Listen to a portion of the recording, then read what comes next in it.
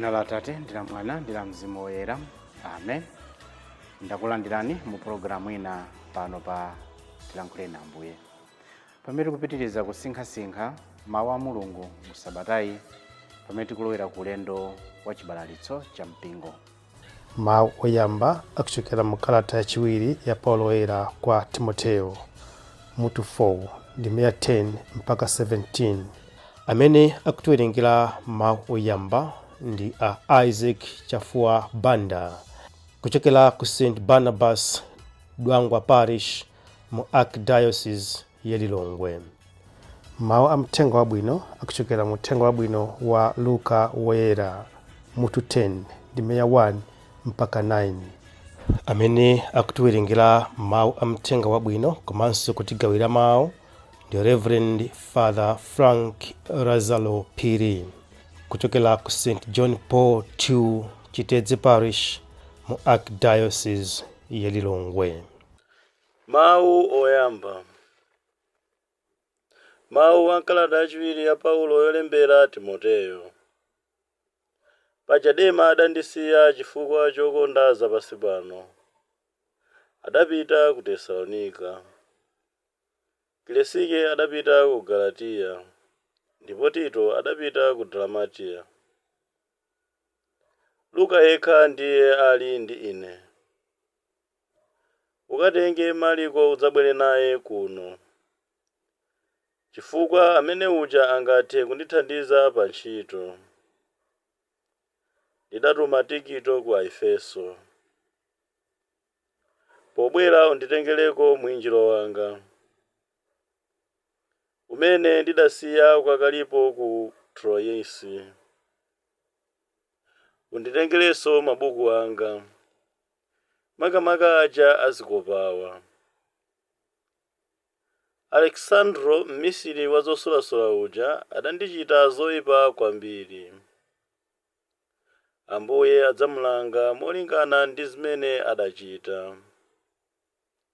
Iwenso uchenjere naye, chifukwa iye uja adatsutsa kwa mphamvu zolalika ife.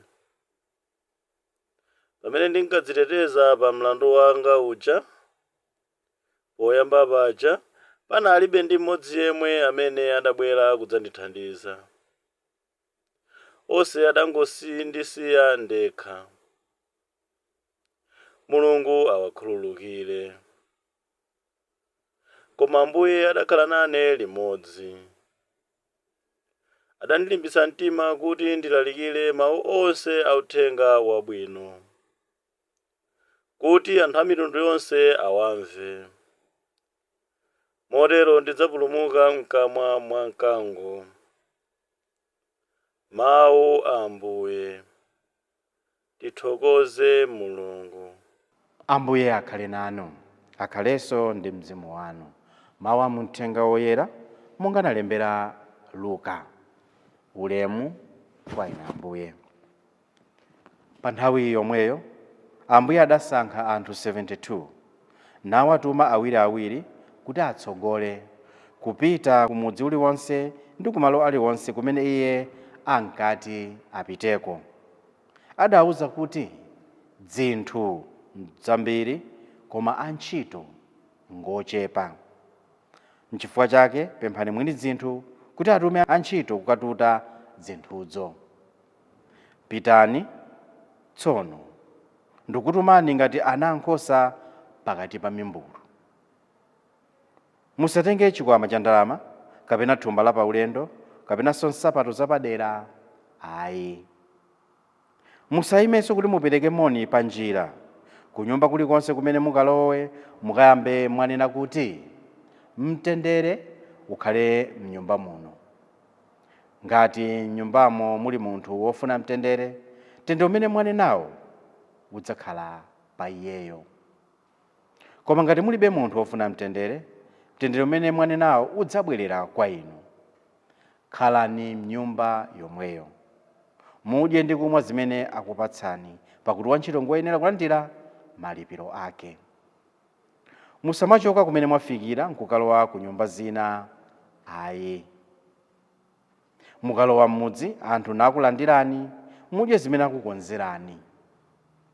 Muchiritse anthu odwala amene ali m'mudzimo, ndipo muwawuze kuti tsopano ufumu wa Mulungu wakufikirani. Mthenga wa Ambuye. Ulemu kwa inu Ambuye Yesu Khristu. Mawu athu alero tamva zokhudzana ndi kukhulupirika pa utumiki kapena kukhulupirika m'moyo. Mawu ambaja Paulo akamba za anthu ena amene amusiya, koma akutsindika kuti Luka yekha ndili naye. Akambanso za ena amene akugwira ntchito kosiyanasiyana, koma akamba za ena amene adamusiya, komanso ena amene adamuchitira nkhanza.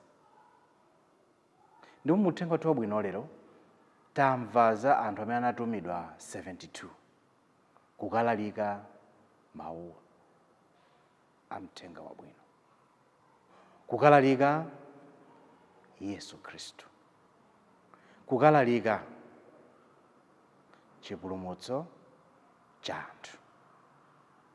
Choncho tikabwerera mawu oyambaja pamene tikamba za utumiki, tikudziwa kuti lero tichita chaka cha Luka Woyera, mlembi wa mthenga wabwino, komanso ntchito za apostoli. Chimene chimandichititsa chidwi pa chaka cha lero, polumikizananso ndi mawu amene tawerenga lero, ndi chakuti poyamba Luka akukhala okhulupirika kwa munthu kapena kwa bwenzi lake amene amafalitsa naye uthenga wabwino. Kukhulupirika. Ndangati ife tili okhulupirika. Ngati zinthu zikuvuta mwina masiku ano, tikati tionetsetse kwambiri, nkhani yagona pa kusakhulupirika. Tiyambe moyo wa mabanja. Kuti anthu ife amene tili m'banja ndife okhulupirika? Timakhulupirika kwa wina ndi mnzake? Ana, kuti ndife okhulupirika? Timakhulupirika kwa wina ndi mnzake? Kukhulupirika kwa makolo athu? Kukhulupirika ku mpingo? Ife amene tayitanidwa ngati unsembe, usistere, ubrother, kodi ifenso timakhulupirika pa moyo wathu? Ambuye Yesu Khristu adatituma kukalalika mthenga wabwino, kuti anthu amudziwe. Choncho Paulo Woyera pamene akamba za anthu amene amuthandiza komanso amene sadamuthandize, komanso pamene kuti Luka adakhala naye ndithu osamuthawa kuthandizana naye kulalika mthenga wabwino, sitipasa chithunzithunzi chonena kuti ife ngati Akhristu poyamba tikhale nawo mtima wokhulupirika. Timakamba za zinthu ngati mtulo, ndangati ife Akhristu okhulupirika ku mtulo. Umaona kuti mwina parishi yoti ndi Akhristu mwina 10,000 kapena kupitirira, kuwapanga chiwerengero cha anthu amene adapereka ku mtulo mwina 3,000, 5,000, 6,000, weza kuti ena 4,000, 5,000. Ayi ndithu. Nanga kukhulupirika kupita ku chechi la Mulungu, kusiya zina zonse kukanjana ndi Ambuye Yesu, kukanjana ndi Mulungu. Monga muja Mulungu adapumulira atagwira ntchito, ifenso Akhristu chifukwa cha kuuka kwa Ambuye Yesu kwa akufa amene ali maziko a Chikhristu chathu, kodi timapatula tsiku la kuuka kwa Ambuye Yesu, resurrection, the day of the resurrection, kuti ndi tsiku loti tipumule ku zonse, timutamande, timpembedze, timutumikire Mulungu wathu. Ambiri a ife tsiku limene langosanduka monga tsiku lililonse, business as usual. Kuyiwala kunena kuti zambi zimene timakumana nazo timazipezazo zimachokera kwa Mulungu, ndi madalitso a Ambuye Mulungu. Kuyiwala kunena kuti timamupempha mwina nthawi ndi nthawi, koma mtima wobwerera kwa kukhala okhulupirika kwa Mulungu wathu ukusowa. Luka anali okhulupirika, anakhulupirika ku utumiki wake. ndipo anavomera kutumidwa. Pa anthu awo 72 amene anatumidwa, tikuzana kuti Luka ndi mmodzi wa iwo, chifukwa iye polemba uthenga wabwino, polemba ntchito za apostoli, akukwaniritsa ntchito imene Ambuye Yesu Khristu adamutuma. Nanga inuyo, nanga ineyo, ndife okhulupirika bwanji ku ntchito yathu? Ndife okhulupirika bwanji pa moyo wathu? Tilipo anthu ena amene timangokondwera kuti zinthu zizibwera kwathu, koma kuti ife zipite kwa ena tulephera kukhulupirika. Pamene tidapatsidwa ntchito, pamene tidasankhidwa kugwira ntchito ina yake, ndife okhulupirika bwanji? Paja ife sitimayepula iyayi. Ndinayamba kuona kuti ife amene Ambuye Mulungu adatitana mu mpingo, sikoyabwera kuti timathamanga kupita. Ngati ndife aphunzitsi, asistere, abrother, ansembe, timathamanga kugwira ntchito yathu. Kukonzekera kamalaliko kamene timachitira la Mulungu, kuti timathamanga kuchita zimenezo. Kuti timatsogoza utumiki kapena mwina zimene ifeyo timazifuna. Nanga inu abale athu andale, ndinu okhulupirika to the Constitution of Malawi? Mmabwera ndi tumakampeni tanu, kupanga ma promises yanu, koma mukangowina osaonekanso n'komwe. Mumadzaonekanso pa seko ina ya zisankho. Te apa tikuonani tu inu andale nonse, sindopatula konse kuyambira makansela mpaka ku president, nonse tikuonani kalikiliki masiku akubwera kuti tikusankhensoni kapena kuti tikusankheni. Koma tikangoti tawina kuzimene tidalonjeza mtundu wa anthu, dziko sitichita. Ayitere sitichita. Timangofuna zabwino zimene timazipeza zikhala pa mpando paja, koma kuti tibweze zabwino zimene timazipeza pa ntchito yathu kuwabwezera anthu aja amene adatisankha kuti tikhale paja, sitichita. Kukhulupirika. Luka adali okhulupirika. Lero tinawo mthenga wabwino chifukwa cha Luka, kukhulupirika kwake.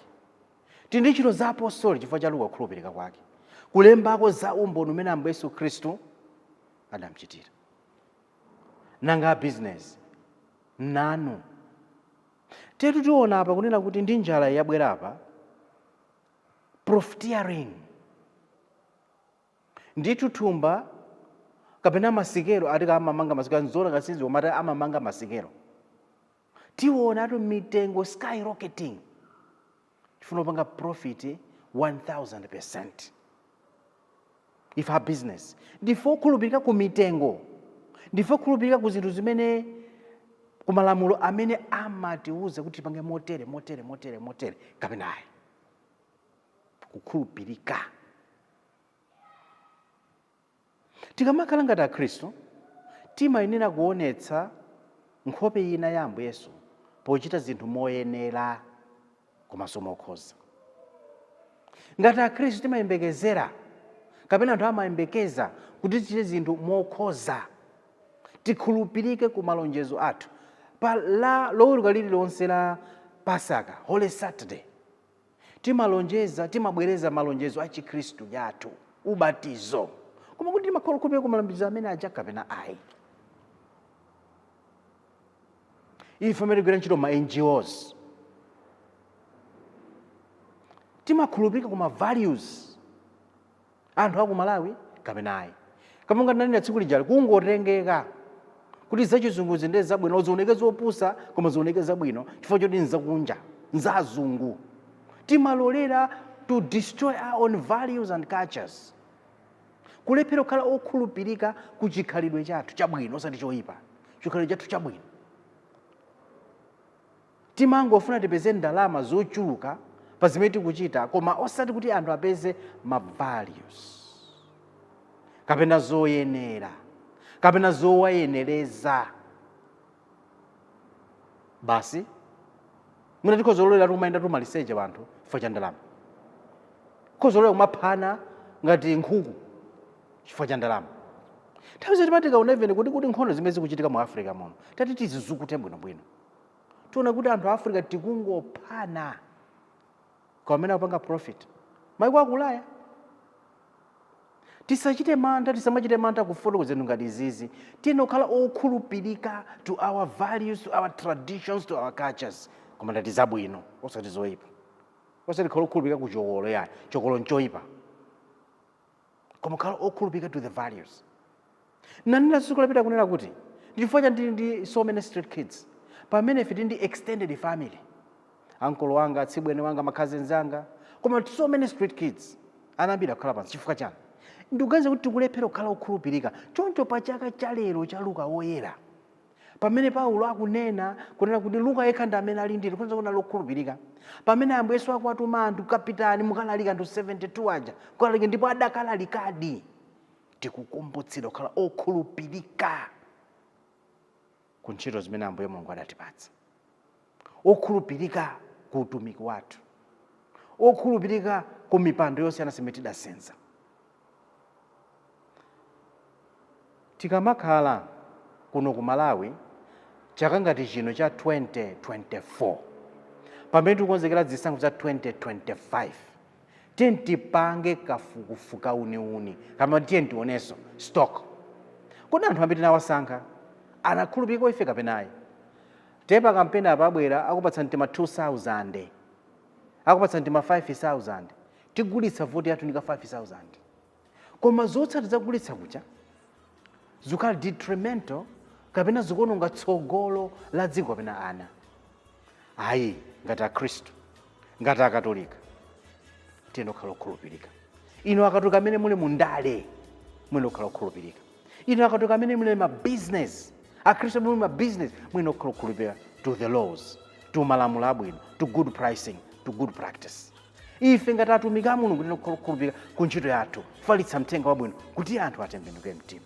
Timpemphe Luka lero uneneri wake atithandize tikhale anthu okhulupirika mu zochita zathu zonse. M'dzina la Atate ndi la Mwana ndi la Mzimu Woyera. Amen.